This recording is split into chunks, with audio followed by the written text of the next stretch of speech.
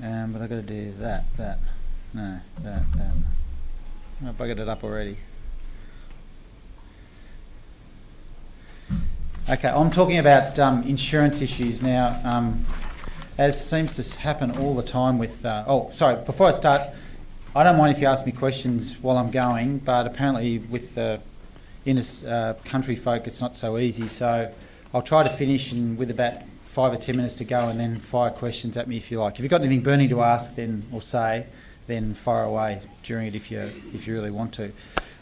As so often happens with these big flood events, whatever you want to call them, insurance seems to be a big factor that comes to play, and it's always controversial.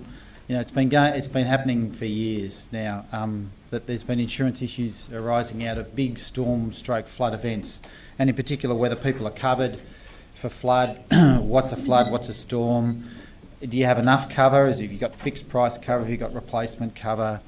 You know, issues about whether the cover's up to date. You know, if you're on direct debit from banks and you move address and the direct debit drops off, that sort of stuff. There's issues all the time. So what I want to do is try and cover some of the issues that might arise for you as practitioners in dealing with clients or helping them out, and giving you some basic info about what to do and where to go. And it'll conclude stuff like where you go if you want to complain about what an insurance company is or isn't paying to you. All right. So first thing, the types of insurance that are relevant to floods.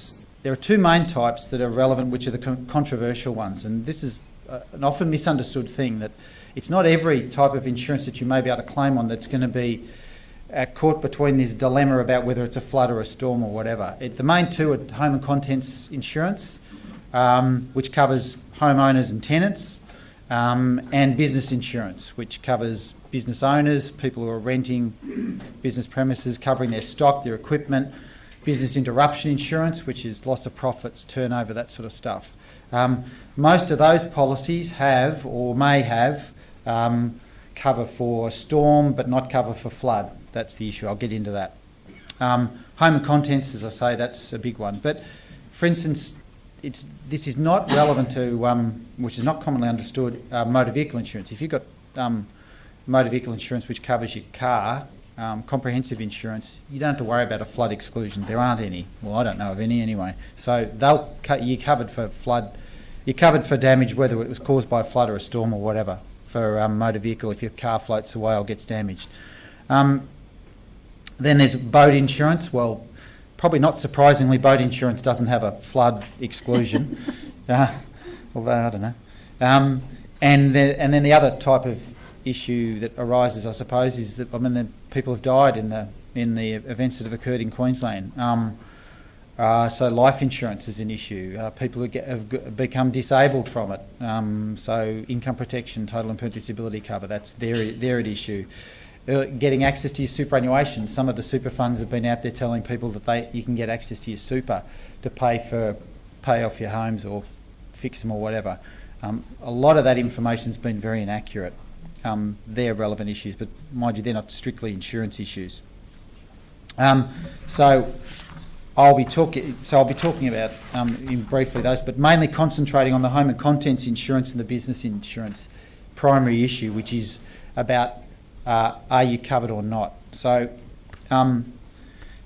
general principles. What's covered or excluded under this is mainly, as I say, this is mainly applies to home and contents and business insurance I'm talking about here, which is most of the stuff that's been talked about in the press. General principles: all policies cover storm damage. Some policies cover flood damage, and some policies that exclude for flood. Some cover flood damage, some exclude it, and some policies that exclude flood damage will nevertheless cover you if it's what's called flash flooding. And most policies exclude storm and tidal surges, which is particularly relevant to the cyclone stuff. I'll briefly mention cyclones at the end and what they're about here. There is also, there used to be, and there is a misconception that there used to be this natural disasters are excluded in policies. They're not. In the old days, it used to be called acts of God, but they don't exist in insurance policies. Or if you've seen one, then please, if that's a current policy, then please let me know, because I don't think they do. Right, so I'll go back. How do I go back? Let's go. There. Anyway, let's talk about some definitions. Now, what is the definitions do vary from policy to policy, but the key definitions that I'll talk about now are flood. What's a flood? The most common definition of a flood in an insurance policy is the overflow or the escape of water from rivers, creeks, dams, reservoirs, canals, lakes, etc. Okay, that's the common definition. There are some variations on that theme, but that is pretty much the standard, or pretty close to the standard definition going around.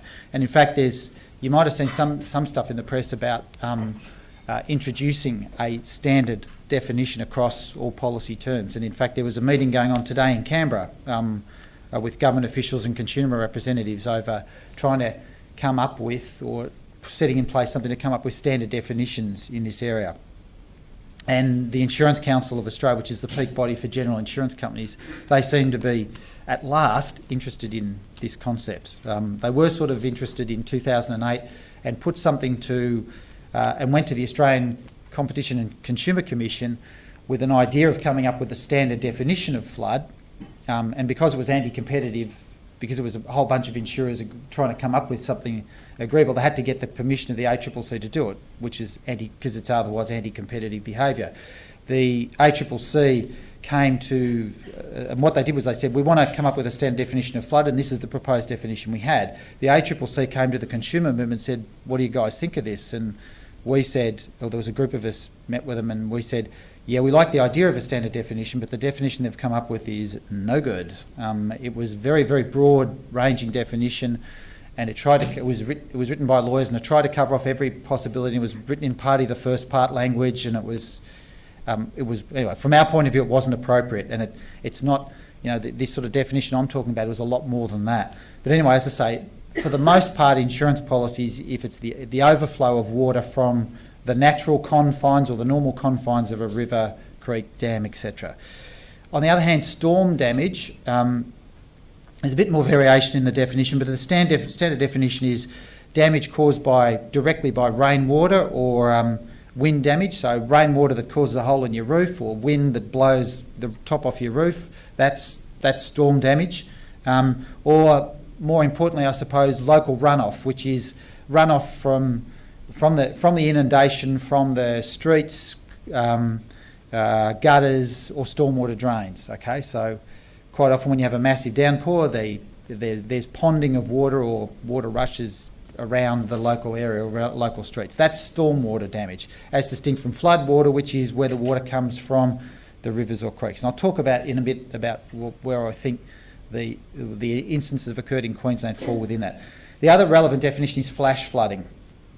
And that is, as I say, if a policy excludes flood damage, it may nevertheless include flash flooding. And what flash flooding is where the damage is caused by a flood, so the escape of water from a river or a creek, but the inundation of the property or whatever or the damage occurs within a narrow period of time from the downpour. So flash flooding is where the damage is caused, for example, within 24 hours of the rain event.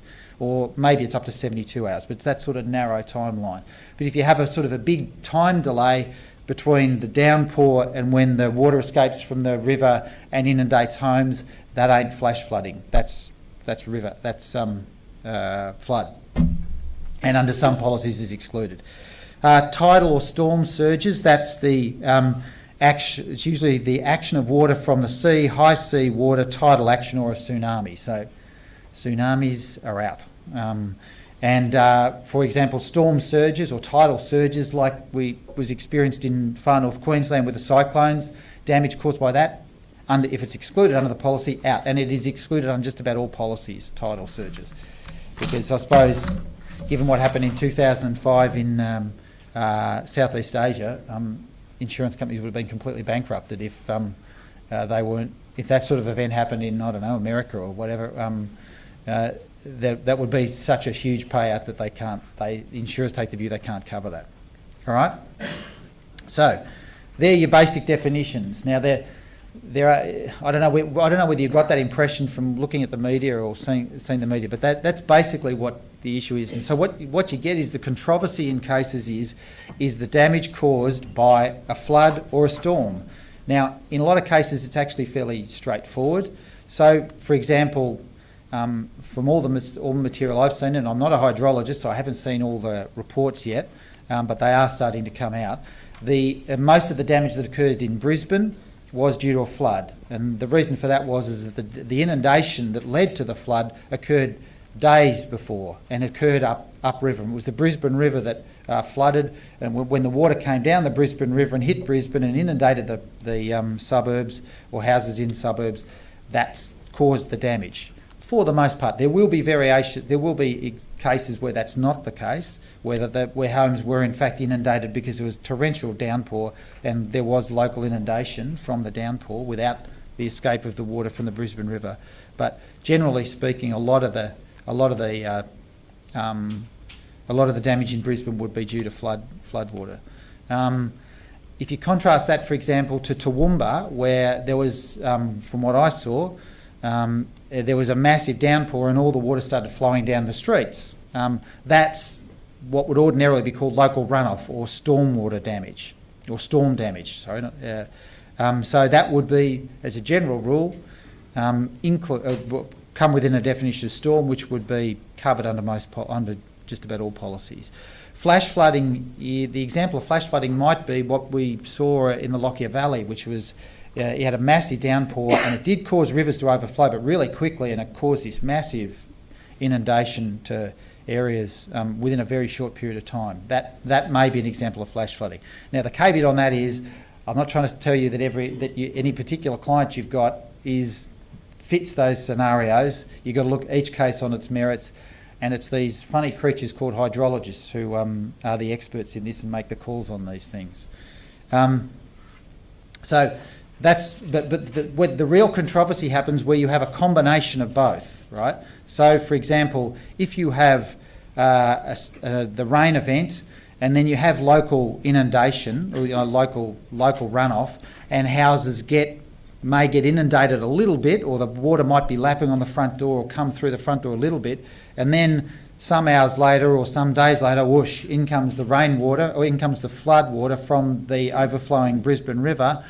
Then you've got sort of a mixed event. You've got some storm damage and you've got flood damage. So the question is, well, what applies then? If you've got a flood exclusion under policy, but you've got stormwater cover.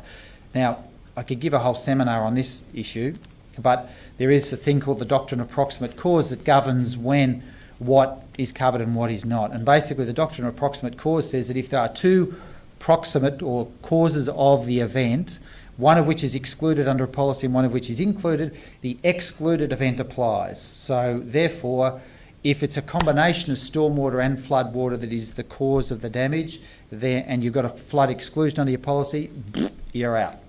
Okay? That's the general principle. It's not okay. It's a really lousy principle. It's called the Wayne Tank principle. It's complete crap in my view, but that's the state of the law at the moment as it is in Australia. But where you can often get around that is if you can show that the damage was caused by the initial inundation from the local runoff before the floodwaters arrived, and even if it's only sort of shallow, if only the water inundates your home to a little extent, you can nevertheless say that the damage has already occurred. And even though the floodwater just ruins everything, you've still got an insured event. Okay, and there was a few cases that talk about this. I won't go into in any detail now, but because it'll take forever. Okay, so look out for that. Right, types of benefits. One of the other controversies in insurance law is the difference between fixed price cover and replacement or repair cover. This is, for example, been very controversial in a number of bushfires that have occurred recently. Most recently, the ones in Victoria, where the bushfires that occurred there in 2009 what we found was that a whole heap of people had fixed price cover, and the amount of cover they had was completely inadequate to repair their homes that were destroyed in the bushfires. Because fixed price cover is just that. You nominate the price at which you are covered up